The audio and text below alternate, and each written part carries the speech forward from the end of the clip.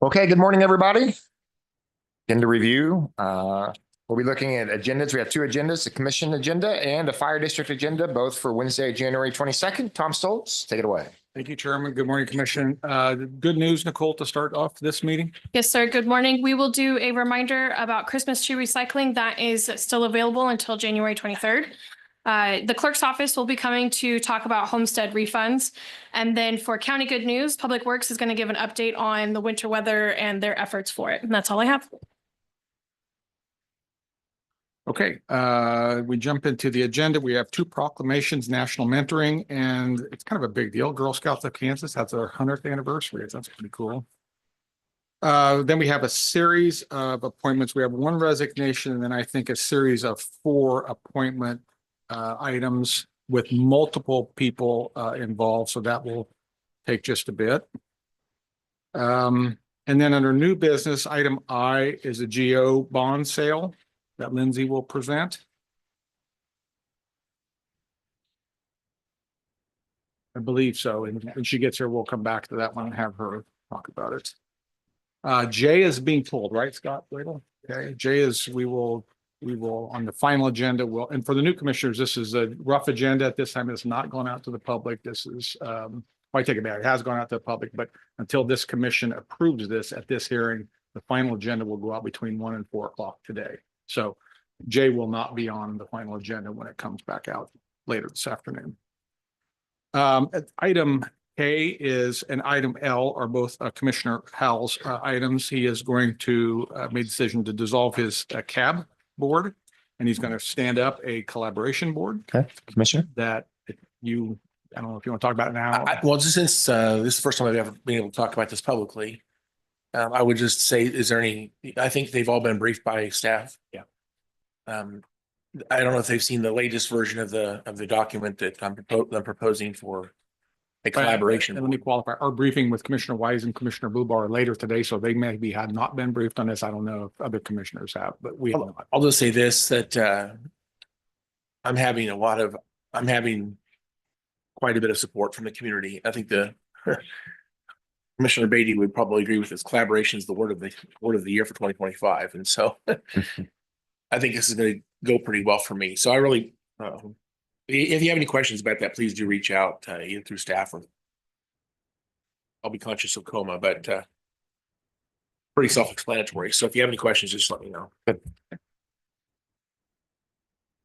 That takes us to item M. And again, I haven't briefed you all yet. We are in the process of briefing you. I did send an email the other night. Item M is a MOU that we want to sign with the state of Kansas, which will allow us, the county, to receive money for testing of individuals who were victim of the 29th and Grove plume. And I'll up to the chairman if you want to chime in on this. This is the only thing that is being asked for on Wednesday is the signature of this MOU to move this forward. If you review the email, it's kind of convoluted, but the state set aside 1.5 million and then another 1 million if there is local match for that 1 million up to dollar for dollar. So we have a potential as a community of getting if we match it a full million, 3.5. This is to free up, and the chairman can chime in. This is to free up the 1.5 million portion so we can begin to, and we would push that to a third party to manage that and get testing done in the community. That's the ask for Wednesday. So I don't know, Chairman, if you want to go. Yeah, I'll just add a little bit of context and I'll let you get into the details in the briefing because it is relatively complicated. It's been a really long process. At the high level, as many people do know, that there was a contamination site 40 years ago at 29th and Grove with United Pacific Railway. That has been mitigated over a period of time. The remediation strategy is actually underway. About 2 years ago, when I first got to the commission, we started hosting town hall meetings with the community who was very much unaware of what had taken place for over 40 years in this community and in their community. So when all of this came to light that there was a large plume under their feet, it was a surprise to many people at the 29th and Grove area. And it's that kind of instigated a lot of community input and action, follow-up meetings. and some rather unique interventions from the state for one specific contamination site. I'll remind you, there's over 200 active contamination sites just in Sedgwick County alone. This one over the course of 40 years with the residents not being aware of it. We've worked really hard with the city to try to really intervene in some ways. Part of the intervention is the state got involved through the lead of some legislators that are impacted in that area and represent that area. And the state has put together a program that is going to require, based on the proviso, it's going to require, in order to unlock some of these dollars for testing, it's going to require some local government intervention.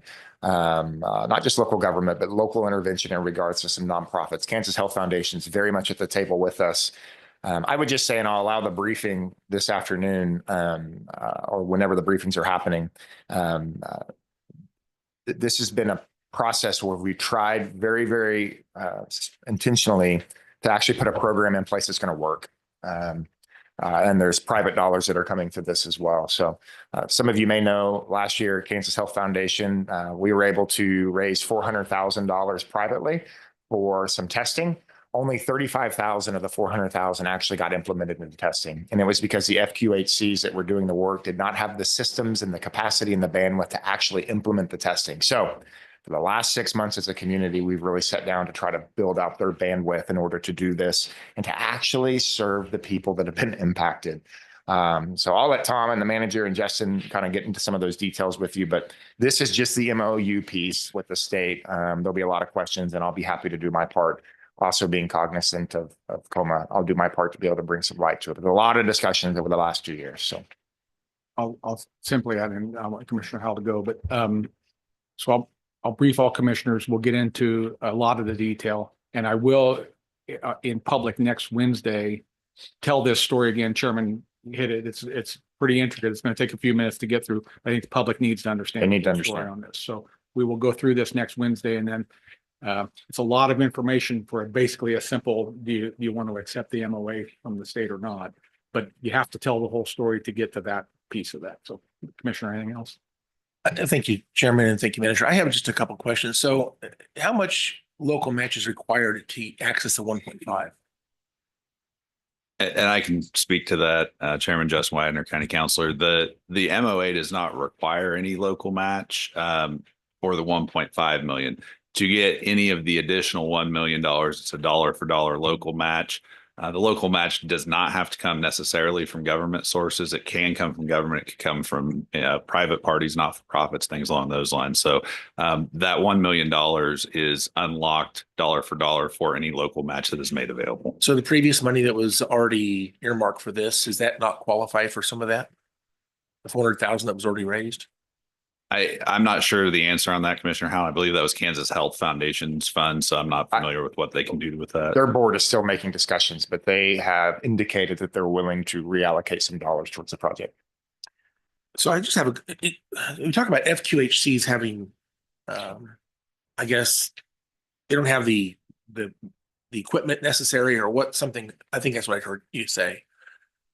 So with that in mind, I understand the initial test is a blood test of some sort. It's a lab test. I assume they draw blood and they test it in a lab looking for something specific.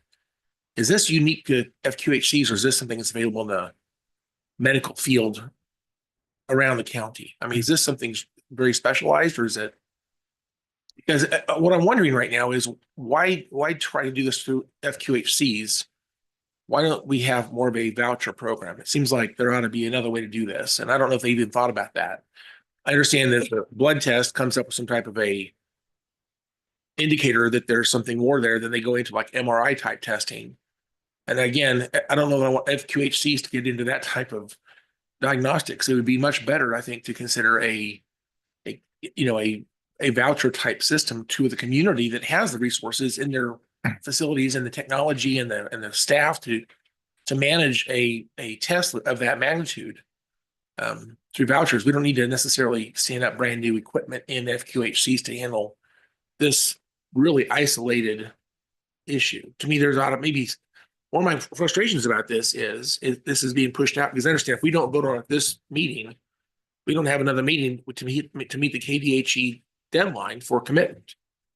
And I don't think we have good data. I've asked about some data. I've yet to see Yeah. good data on this. And I know this, relevant to the whole discussion, $125,000 to us is not a huge part of that, but I don't know if it commits us down a path that may not be the right path. I'm concerned about that. And with that, I reached out and talked to Chairman yesterday. I wanted to reach out to the some of the legislators to see if there's a way if there's a way to give us a little bit of relief. I did communicate with the chairman of the Health and Welfare Committee, Health and Human Services Committee, excuse me, and I asked if they would be willing to contact KDHE to see whether or not we could, maybe adjust this date or find a way, proviso if you don't use that money in those terms, you lose the funds. I don't want to lose the funds. I would ask them to maybe work with appropriations and the speaker and see if that money can be preserved in some way.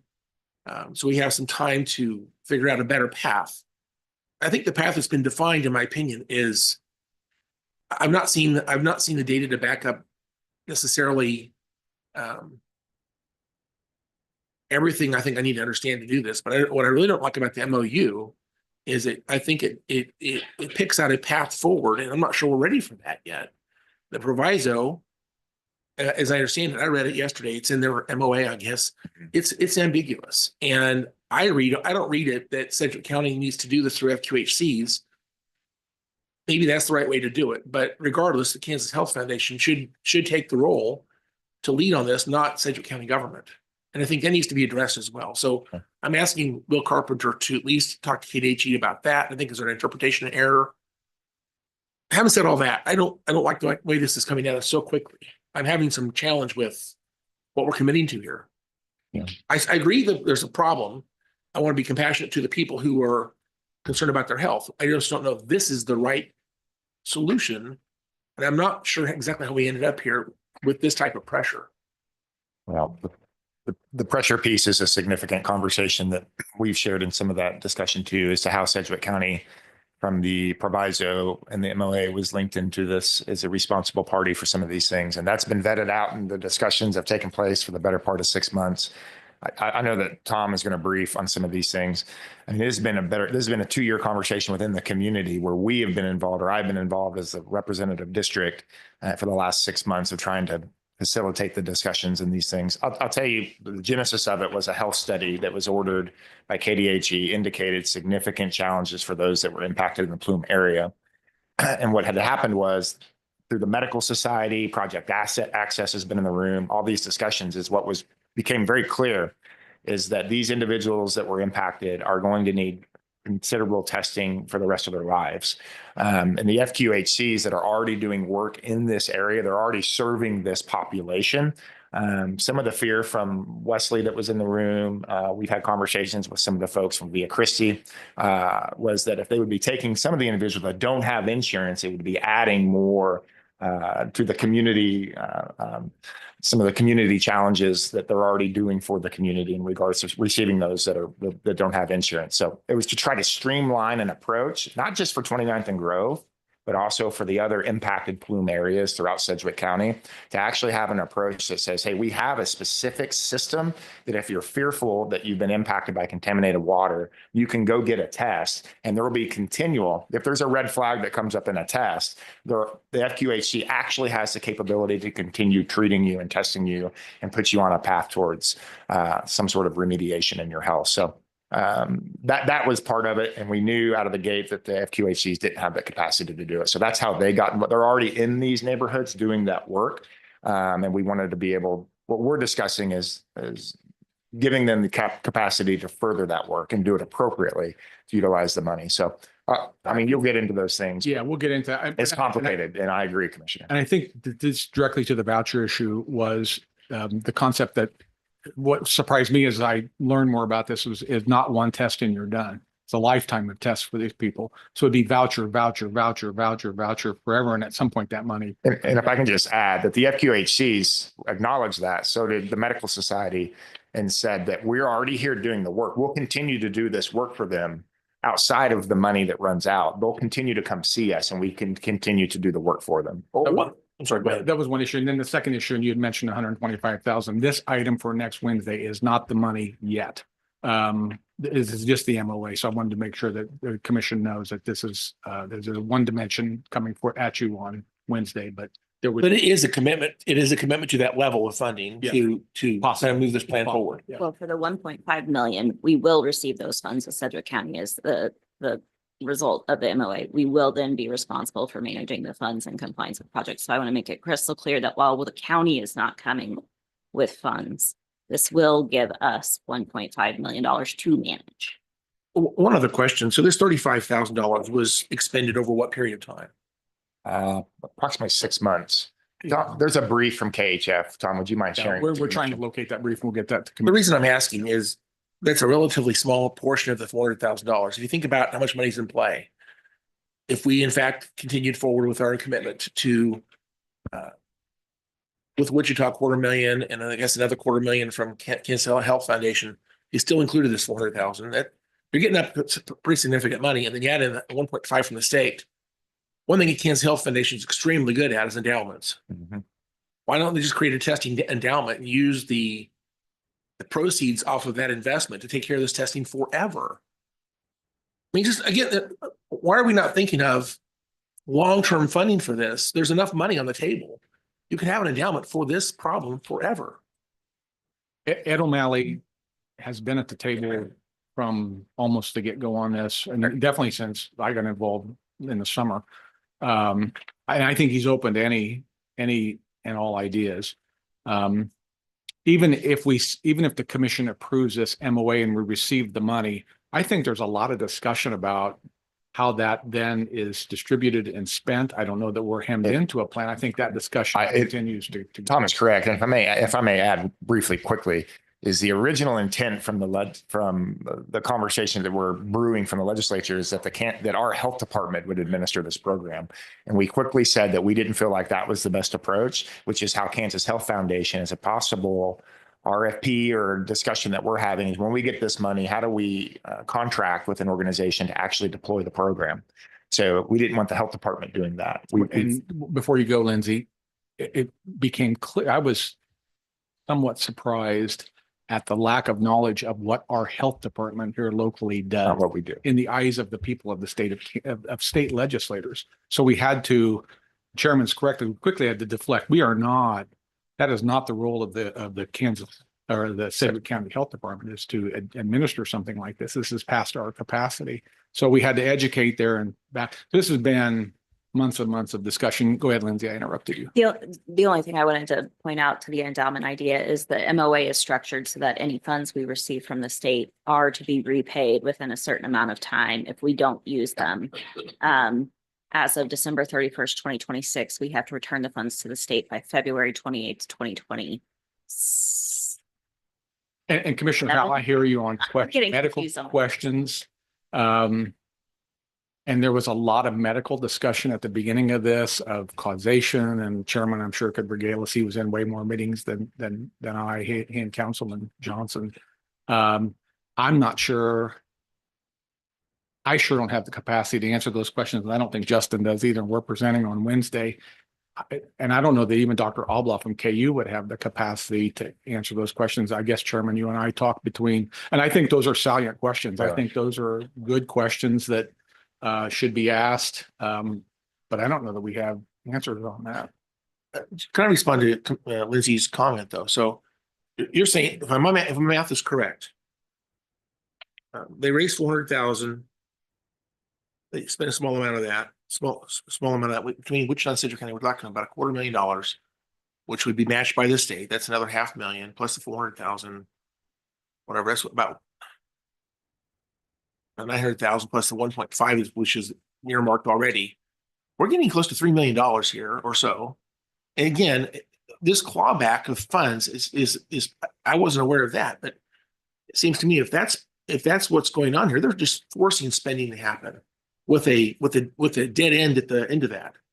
That's just bad government, guys. We need to find a way to do this, make a different appeal. The proviso, in my opinion, is well intentioned. It's a step in the right direction, but it actually sets us up for failure. We need to have a fund that does it in a way that has a long-term plan. And this idea of clawing back money that they hand out and bring it back, I don't know why that's even part of this. Because it just forces you to go just spend through the cash real quick. I don't know what Well, we need to start the this clawback is we have to deploy they have to give it to us and then we deploy it by a deadline. Our deployment would be through an RFP process to a management and that satisfies. Correct, Justin? Well, and I think so there's some stuff that we still need to talk through on that, Chairman. So I don't want to answer that. Well, let me just say this then. this moment. Your frustration with the proviso and the MOU, believe me, is felt and has been shared. And we have gone to the governor's office multiple times saying that we have some frustration and are asking for a broader reading because originally they just wanted it only for these tests, which we already have proof of concept didn't work the way it was supposed to. So we have begged and pleaded and actually have come to an agreement with the governor's office and KDHE of how we feel that we can use this money in a more broader scope to do exactly what you said, which is actually the intent of the proviso. So a lot of discussions. Maybe Dr. Abloh can help us in some of these conversations and Ed O'Malley for sure, but your frustration is felt. I get I it. think like maybe 2 quick final comments. Is Dr. Mins weighed in on this at all? He has, I'll pass the microphone to Tim. Let me give you, Dr. Min spoke very early in this. The area where this plume spill occurred has just a lot of health issues historically. And Min spoke to how much or little this plume, this new environmental phenomena may or may not have impacted some health issues there. And he was, and Tim can correct me if I'm wrong in this, but it's unknown. It's unknown in his eyes, in the doctor's eyes, of how much this plume adds to the health matter of the people that live in this community. So that he has weighed in, yes. I'm not sure what he weighed in with helped give us any clarity on assessing the health situation of this committee. You want to add anything to that? Okay. No, I think Tom covered it exactly from Dr. Mins's perspective. I believe, and I shouldn't speak for him, but there's a desire for additional data that would help us inform any decisions. But politically, this train is moving a little faster than the science is. I want to finish my series of comments here. So that's great question, great answer. I would love to hear from Dr. Mins on this a little bit more. And I would love to see some data. That really is, I think, truly needed here. We're not resolving the basic problem either. Let's be clear. I believe there's people who are drinking and bathing in water that's from wells. And I don't know what is going to happen to address that. But no, this was addressed in Hayesville, where there's a toxic plume in Hayesville. And there was a state and local solution that converted all those homes to municipal water supply because the groundwater wasn't safe. And to me, that's not even been addressed in this discussion at all. We're just talking about testing. So to me, if you have to put some money on the table, let's focus on who needs to have conversion back to a safe drinking water and bathing water. And then lastly, we have great relationships with our Speaker of the House and our appropriations chair. Seems to me that this proviso is really pushing us in a direction that there's so many questions. Why don't we seek to reach out to these folks in the next few days at least and see if we can get them to commit to doing it better. This program is currently as it's set up right now. It lacks so much. It's a very, very temporary, small, tiny little solution in a much larger topic. And I think that this is just a Band-Aid. And I think when you talk about provisos, you basically skip the committee process. Sometimes they put provisos in bills to get votes and things like that, and to get things to pass and on appropriations bills. This, in my opinion, did not check all the boxes to get this to be a really great solution to a problem we're going to continue dealing with. Yeah. Proviso, in my opinion, is just like say, well, yeah, we want some money, so we'll do something that doesn't make a lot of sense to get some money. And we're going to be back here a couple of years from now to do the exact same problem again. So what's the real solution? This can't be it. So as it sits right now, I want to support a solution, but I don't think this is the right path, guys. Well, I would just say that I appreciate the discussion and we'll be able to get into some more data and some more information. Publicly, I want to say two things. Number one is that Sedgwick County was not consulted in the drafting of the proviso. We didn't even know what was happening. We caught this on the back end. We weren't consulted, or we would have advised very early in the process from our already experience in this community what was or not going to work. And what's happened since then is working to try to get a program that we think will be best bet. I will say that I really do appreciate some of the communication, especially of recent, from the governor's office and KDHE to try to give us some tools to do what we know is best in the community. But they did not come to us and ask us our opinion on the proviso, or else we would have been at the table right out of the gate to help shape it. And we didn't have that opportunity. So I think that's part of the challenge for the commission. And I do agree with the statement you made, Commissioner Howell, on this bad government. And I think it's the commission's burden now to try to make good government of something that's had a really rocky and rough start. Whoever we need to bring to the table, we'll bring to the table. And I'll try to have the right people assembled in the room Wednesday so we can further this debate. But we're trying to do the best we can with the cards we've been dealt. Anyway. Oh, I lost track of where we were at. Okay, item N. Sheena will present. We've had a request for elected row office pay. There's two components to this. Only one component for Wednesday is to determine whether we want to give the row offices an additional 2% compensation to match what they got, what their employees got, basically, which was a 3 plus a 2, a total of 5%. So we are asking, Sheena's going to put a request in for the 2%. The second shoe to drop on this, which we will discuss during a budget process, is we have a policy on elected official pay. We will resurface that policy and talk with you all about it in a budget process for the future, how we want to manage this. For Wednesday, it's the 2% ask. Sheena will present, and I'm sure the officers will be there if there's questions. Yep. So.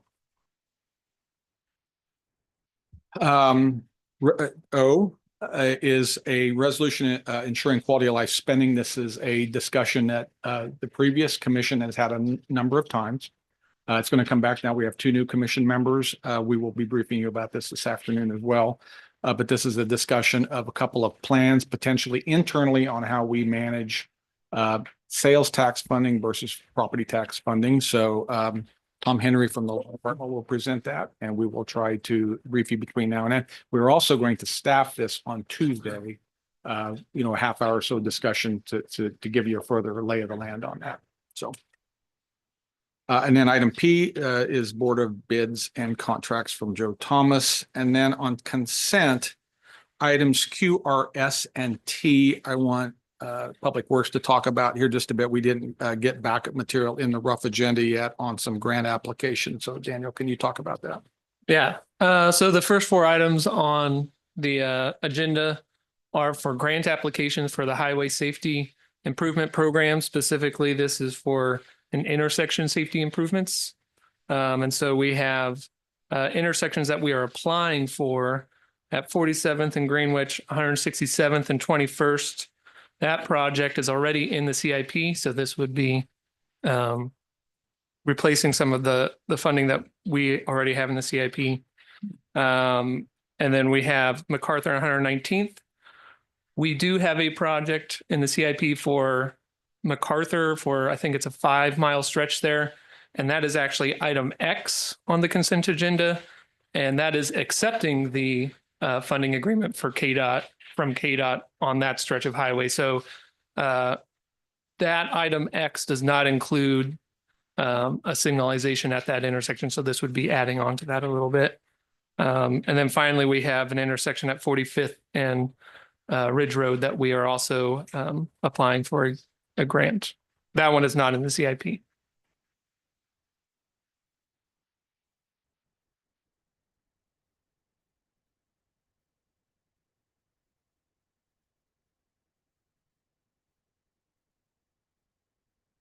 On item S, do you know what they're doing there? I know they just recently moved that to a 4-way stop. Are they putting a stoplight there? Do you know what exactly that 550,000 is for that intersection? Yeah, so we did just recently improve that to a 4-way stop. This application, grant application, would be for signalization at that, but that is not in the CIP currently.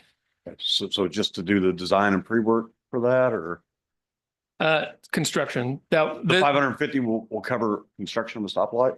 Yes. Okay. on top of the item X, which is going to be So adding contingent turn on the five. lanes. Yeah. Okay. All right, thanks. I have the same question on item Q. Yeah, so item Q, 47th and Greenwich, that is currently not in the CIP, but it would be for traffic signal at that location. All four of these are for traffic Okay, signals. that's what I was wondering. Thank you. U, V, and W are all agreements with professional engineering services. U has a $74,000 fiscal note for the county. V has a $95,000 fiscal note for the county. And Daniel, do you know the fiscal note on W? And if you could look for that, I'll keep going, I but, believe it's $100,000. and then X is Daniel referred to X, this is the agreement with KDOT. Now that is a $1,750,000 project. Our share of that is $175,000. So that's the fiscal note for the county under item S. And then Y is just a update of vendor contracts for in-home services for under the Old Americans Act. And that list of vendors, or a dozen or so, is on page 193 of your backup. And then Z and AA are routine. On any questions on the agenda, and the fire agenda is pretty brief as well. One clarification on item M. Would you please add the year for Senate Bill 28? It's 2024. I looked it up. There's a Senate Bill 28 right now for current year, and that just confuses everybody. You reference a bill and they don't, it's not the correct bill. It would help. Thank you. Um,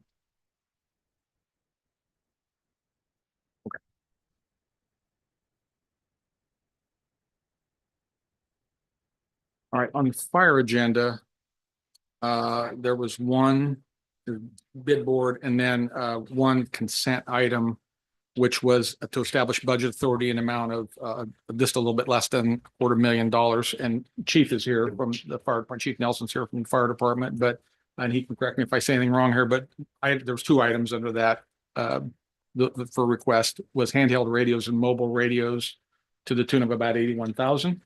And then the other part of that 241,000 was SCBA cylinder replacements of 160,000, right, Chief?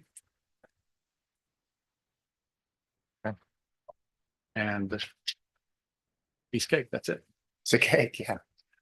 Piece of cake. Are we going over anything with this, Tanya, here? Is that okay?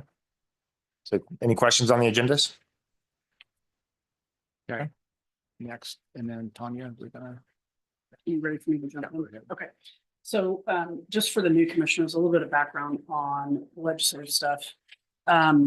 Typically, every week, we have a briefing with our lobbyists. And in that meeting is the chairman and the pro tem, and then staff members who are involved in the legislative process. So we were able to meet with our lobbyist just this past Monday, and I sent you an email regarding our discussion with Jason and Jessica. What they are looking for from us, and because this is a very shortened session because of the 90 calendar day, they're looking for from us some 3 or 4 priorities that we have related to bills. And so they request from us if they could get that ASAP, what those 3 or 4 priorities are that we would be able to provide to them in bill ready format. So what I sent you was our legislative platform, and I went through and starred what I thought could be put into bill ready language. So that was my attempt. And if you have any changes, of course, if you see something that you think, you know, is not maybe or could be added or should be taken off of those stars, I'm of course happy to make that clarification. But also included in that email is in our discussion, what we thought would be maybe 3 or 4 priority items to put into bill ready format to provide to Jason and Jessica that they could then turn over to the revisor's office on our behalf. So I'm happy to talk through what those 4 items are. And then just want to get your feedback if you like those items and want us to push those forward or want to take those off or add anything. But I will just say that Jason and Jessica are basically saying 3 or 4 items, and that's going to be at most probably what we can get done this year for any bills. So the 4 items that we had on our legislative platform were the corrections item. And of course, I'm gonna hand these over to the experts that have requested these to be on the legislative platform. So I'll just intro it and then hand it over to the expert in the room. So item 1 is correction, and that's to amend Senate Bill 228 to add juvenile detention facilities. So this is basically to get reimbursement for those that are in custody to who are awaiting evaluation, examination, or treatment to restore competency. So this bill is basically on the heels of what we were receiving for adult detention facility. We were receiving, I think it was last year, the bill went through where we received reimbursement for those adults in our jail population who are waiting to have examination or evaluation. So I think juvenile corrections put this through to see if we can get that same type of reimbursement. So Rusty, I don't know if you want to add anything. That pretty well covers it. The Senate bill was passed. Actually, it was overridden by the legislature. The governor initially vetoed it for other elements that were in it. But anyway, it passed. But they did not address juveniles. We do have kids who are in JDF custody who need evaluation, treatment, and restoration. And currently, there's nowhere in Sedgwick County that is providing that. So we often hold those kids for weeks or months, or sometimes until they age out and then are moved to an adult facility before they start getting any kind of reasonable care, treatment, and restoration. And so we're asking for the same consideration that was given to the adult jails. When we have kids that are in our custody, it's the responsibility of the state, KDADs, to provide for that competency restoration, that they compensate the county for the time that it takes for them to get them into a facility into a bed that's available. And this will be revising the statute. Since this bill was passed and was moved into statute, our attorneys drafted this so that it will revise the statute in a way that makes sense and should be fairly easy for legislators to hopefully agree with and move. John or Rusty, do you know, are there other counties having this conversation as well on their platform? Steve has spoken to the other counties through the KCCA. We are the jurisdiction with the largest population, and we are jurisdiction that has the primary problem. You get up into the Johnson County area, they have a facility, which is one of the facilities we have to send our kids to. We have to send our kids out of county to Kansas City or to Hayes. They have a facility that I don't know if they get in any faster than we do, but they have fewer kids. So they don't consider this as much of a problem as we do. Thank you. But nobody's objecting to it. Okay, it's helpful.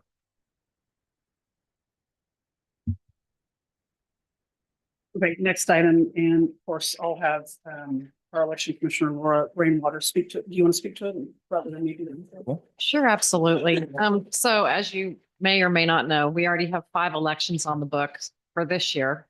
259 in February. We have 2 elections in April, 1 election in May, the primary, the general. It makes it very difficult to do list maintenance, annexations.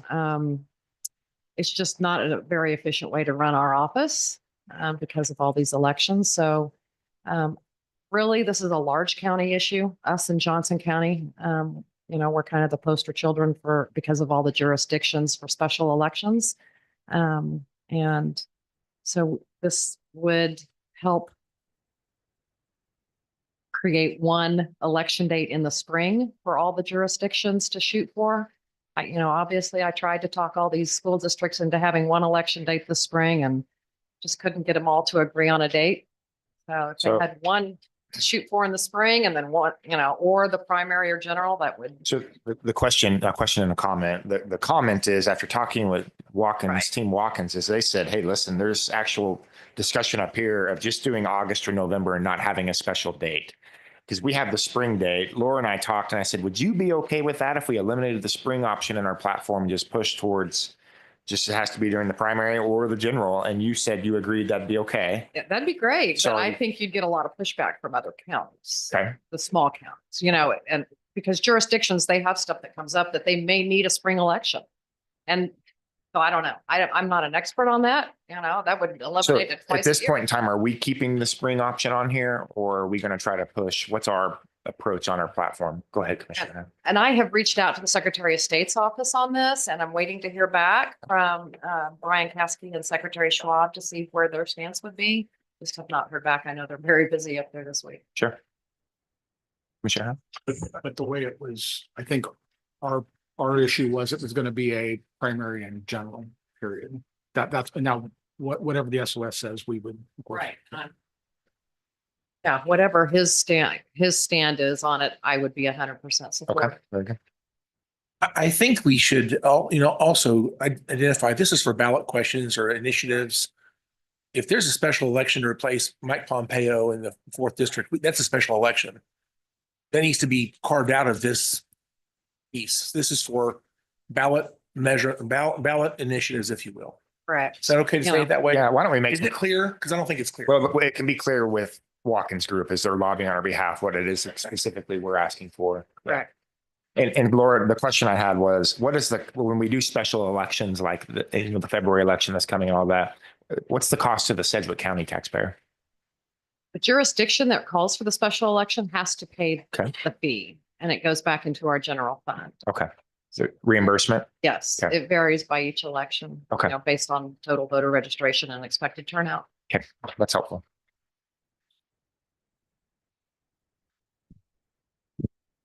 Okay, next item. I'm going to have Lindsay speak to this. We had 3 items under finance and economic development, but we felt this one was fairly important and one to certainly put on here.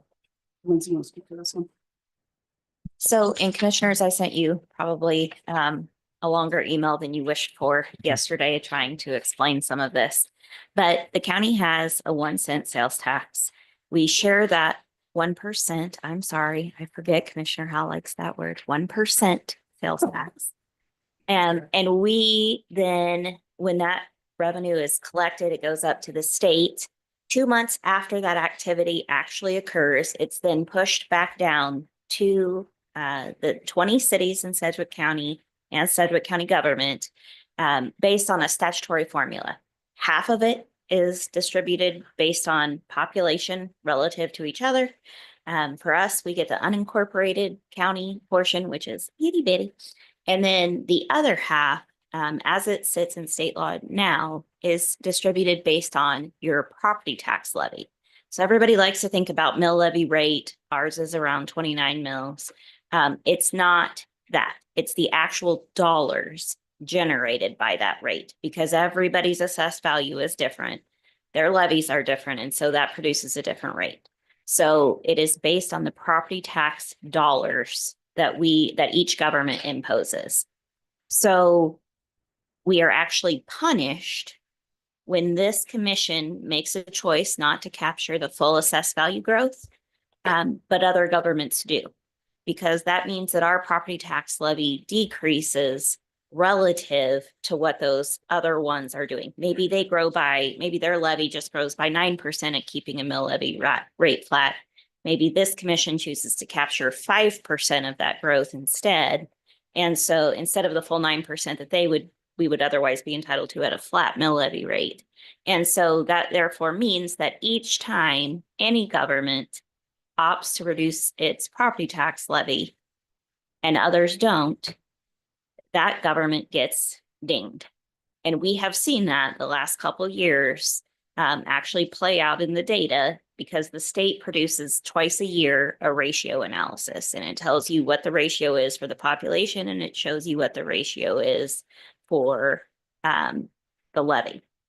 So we have actually seen an estimated impact of about $700,000 in reduced sales tax money overall because of the reduction that we have done. So the idea is to try to just make it just like population is a number.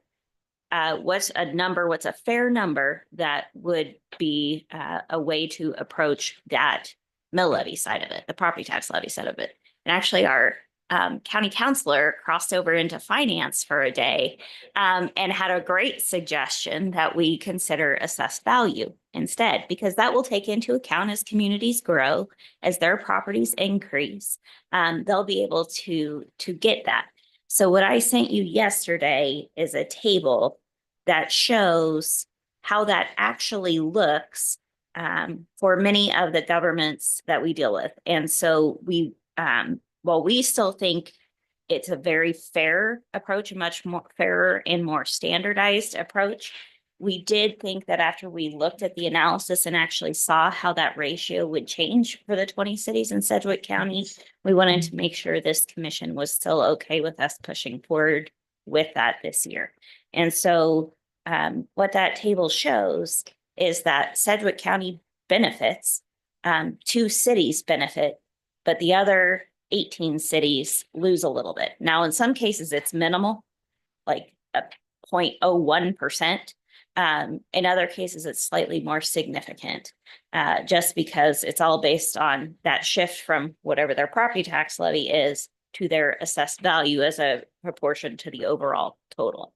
So just wanted to make sure you were aware of that and give you an opportunity to weigh in before we started pushing for that. When you say some cities, it was slightly more. Can you Yes. quantify what was the worst case scenario for one of the cities in Sedgwick County? I think the most dramatic one that we saw actually was city of Wichita, because they would go from 39.3% to 38.2%.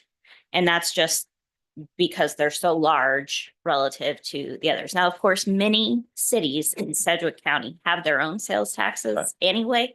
This would not affect that. So those collections would remain unaffected. It's literally just the part that we all share. Yes, sir. So is this the way it's been for the last 40 years since 1985? I Yes. mean, we've just kind of been punished for it. We have, but I would say that this commission has taken in earnest actions that have really been detrimental to the county the last couple of years, in recognition that the assessed value has grown so much. I think that's why it has come up, because everybody else was kind of living in that same 2.5%, 3% average valuation increase. And so nobody really felt it one way or the other. I think we are really feeling it now because there is this intentional effort by several governments to reduce their levies. So that's why it's coming up. But yes, the formula has been the same since 1985. Mr. Clerk-Fish.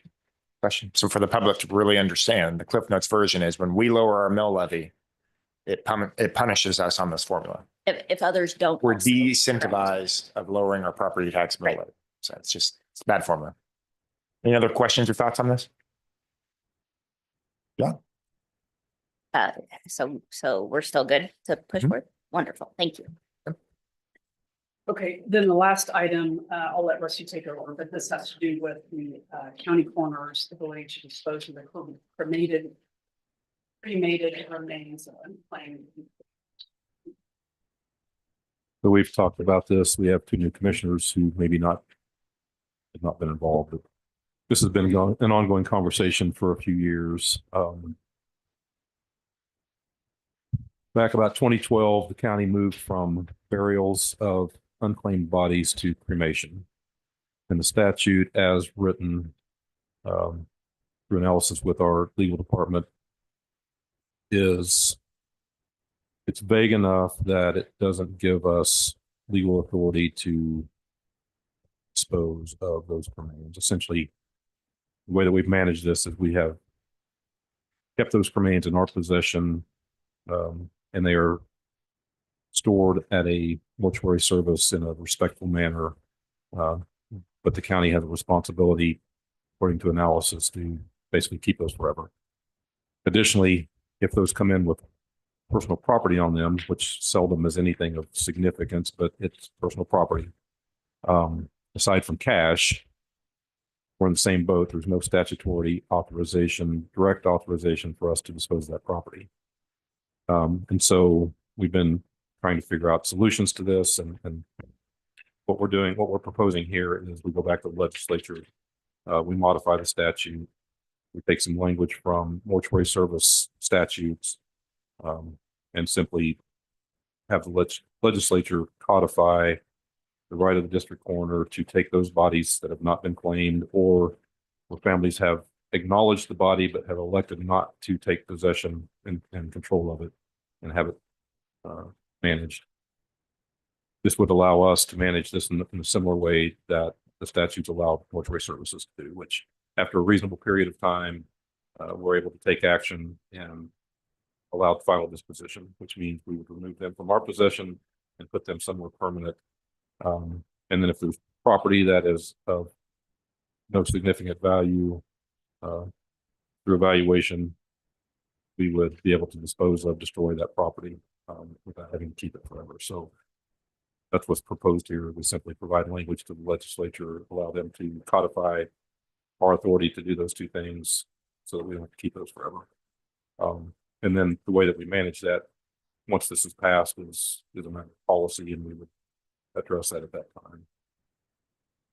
I don't think there's much more to that. Dr. Stedman has talked to her colleagues in Johnson County who very recent past started managing pathology coroner services, and they have no concerns with this. And then there's one other jurisdiction that really this would impact, and they also have no talk to the people that need to be talked to. And there appears to be no opposition to this. It doesn't impact anybody else's operations. The language is ready to go. It's just a matter if you're all comfortable with us moving forward. You might have mentioned it, Rusty. How many cremains are we talking about? So it's grown over the years. At this point, we are up around 40 persons per year who pass, and nobody claims, or else we can't find next to kin. But most often we find some family who simply refuse to for whatever reason. There's always as many reasons as there are families.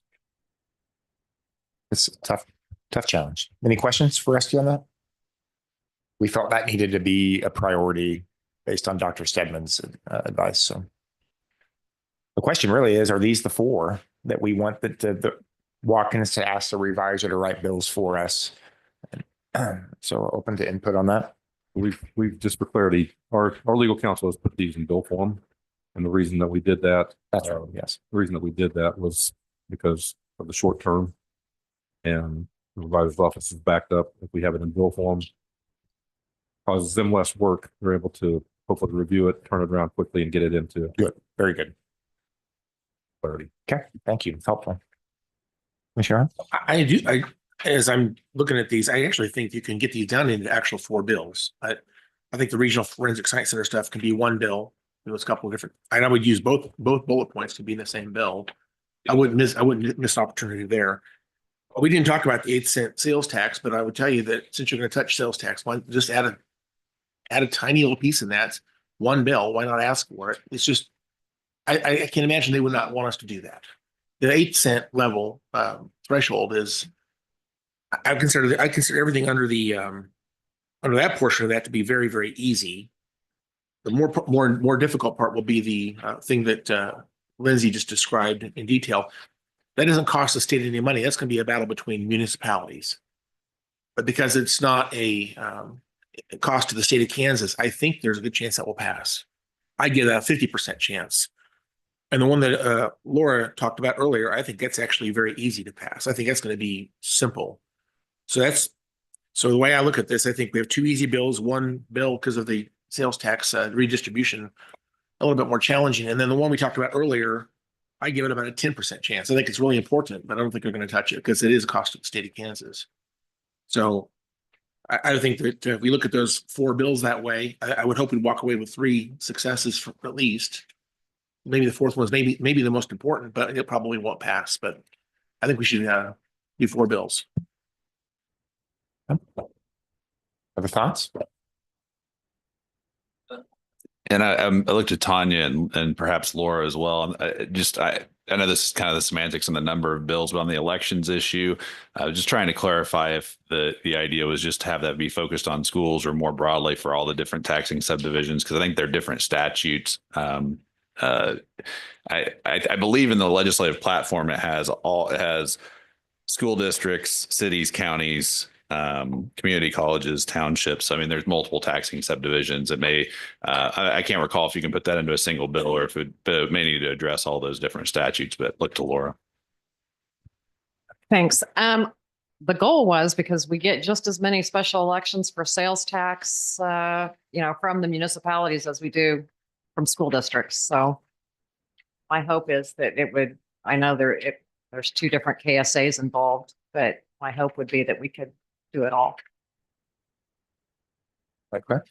Tony, do you think you have what you need to communicate with Watkins? And I do. I think the only addition I have, let me make sure I understand correctly. We are going to add into the finance bill the combining our 8-cent request. You good with that, Lindsay? but then otherwise we're including all of these that I'll put out. Okay. Yep, you bet. Tom, anything else? That's all we got. Okay. All right, everybody. Have a good weekend. See you on Wednesday.